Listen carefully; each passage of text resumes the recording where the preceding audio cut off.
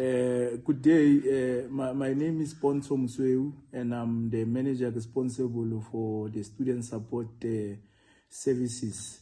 On behalf of the student support services, of whom I am speaking on behalf of, we are operating as a document or as a consequence of a document called the student support framework. Generally, that particular framework, it is anchored into three aspects. In the main is your pre-entry, is your on-course, and the exit support. Generally, what is it that we mean when we speak about the pre-entry? We speak about when a student enters our institution, one of the critical things that we ought to do is to take them through the meal in terms of understanding the type of a student that you are, in a form of career guidance. The career guidance, its sole intention is to assist us to be able to know as to how best we can be able to place you in a course that one will be able to excel and ensure that ultimately you graduate out of that particular process. But also, we also have the financial support in a form of SSS. In the main, it's about ensuring that you get funding in line with particular requirements that are set as per the dictate of the rules and guidelines of SSS. And when we speak about the on-course support, is when you are in the system now, we must be able to give you the academic support. We have a quite number of programs that are aimed at ensuring that we assist the students to ensure that they perform well academically, be it your tutor programs that we generally encourage our students to attend. And we do that in terms of also identifying students that are struggling with a particular subject. But over and above that, we also encourage students to have your study groups, because we are of the considered opinion that once you are able to interact with your peers at your own level, you are able to be much more comfortable to even ask one of the most difficult questions that perhaps you are unable to ask at the lecture halls. So when you are with your peers, your friends and all that, you are able to be at a better position to interface and interact with your peers, to ask questions and assist one another with an intention of assisting one another to ensure that all these efforts and everything that we are doing are gravitated towards ensuring that we give the academic support and ensure that we enhance your academic performance, which is the center and the anchor of what we are doing as an institution of higher learning. But also, we are saying our responsibility is to develop the student holistically. We are of the considered opinion that sports, arts and culture has played a very critical role in our nation through nation building and social cohesion.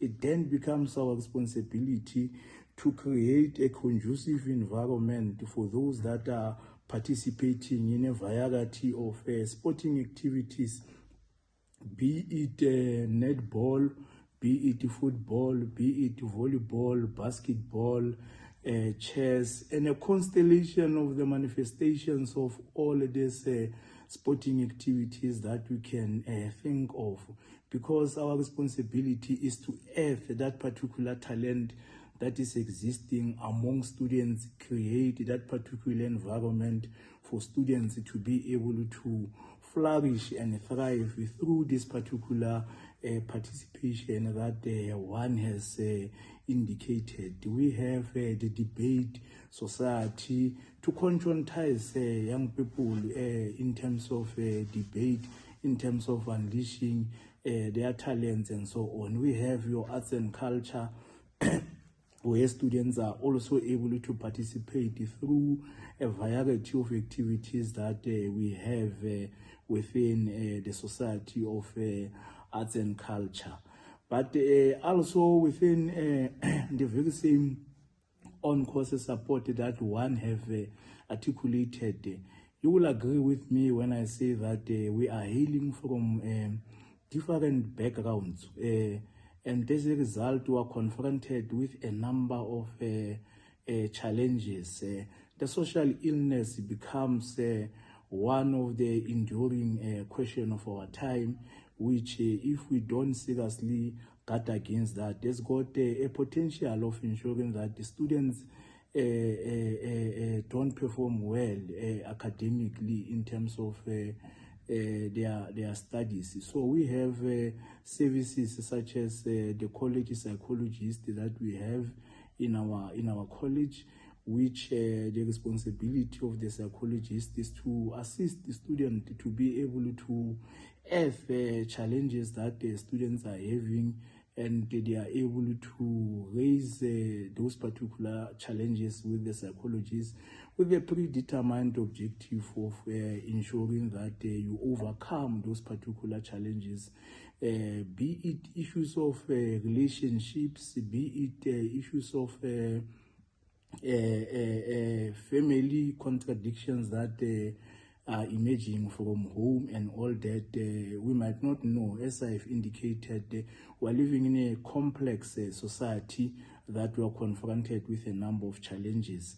And these particular challenges, whether we like it or not, wittingly or unwittingly, directly or indirectly, there's got a potential of ensuring that they disturb your academic performance. So it is for this particular reason that we are putting all these measures in place to assist you to raise all these particular issues that you are having, overcome them, and ensure that at the end of the day you are able to perform well academically. That is our intention. Lastly, in terms of this particular exit support, in terms of this particular framework that one has indicated, the exit support is very simple. It's about ensuring that when a student is able to finalize their studies in terms of the theoretical part that you did at our institution, it remains one of our critical and key responsibility to ensure that we place you. So we encourage those that are exiting students, in the main your N6, to deposit your CVs within the Office of the Student Support Services, so that we are able to ensure that we assist you in terms of getting that 18 months experiential training, so that you are able to ultimately graduate, and after that you are able to get employment. Lastly, it's important to make mention of the student code of conduct.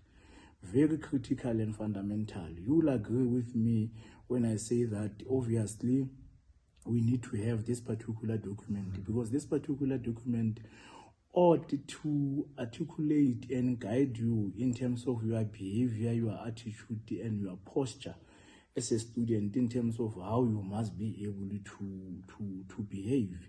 In an actual fact, we normally say the student code of conduct must become your Bible, because it's the one that is going to guide you in terms of the manner in which you must be able to behave, so that you don't find yourself wanting in terms of violating that particular student code of conduct.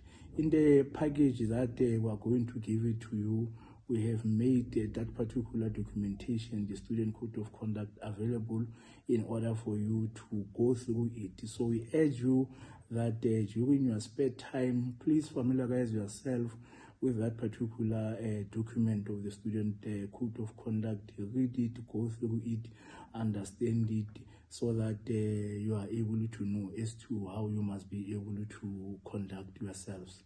And lastly, we say that we want to wish you all the best of luck for this particular academic year.